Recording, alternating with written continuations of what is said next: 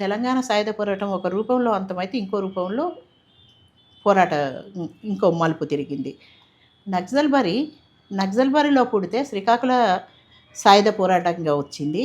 ఈరోజు మావోయిస్టు పార్టీగా రూపొందింది. ఈ మధ్యకాలంలో అనేక పార్టీలుగా, ఎంఎల్ పార్టీగా, రకరకాల పార్టీలుగా, లెఫ్ట్ పార్టీలుగా కొనసాగాయి. అవన్నీ ఇప్పటికీ పనిచేస్తున్నాయి. వాళ్ళ రాజకీయాలతో విభేదాలు ఉంటే వాళ్ళని అరెస్ట్ చేయాలి. అరెస్ట్ చేసే అవకాశం లేని చోట ఒకవేళ ఎదురుకాల్పులు నిజమైనవి అయితే ఇరువైపులా నష్టాలుంటాయి. లేదా కొన్నిసార్లు ఇరువైపులా ఉండకపోవచ్చు. ఎవరి ముందు చూస్తే వాళ్ళు గాయపడవచ్చు.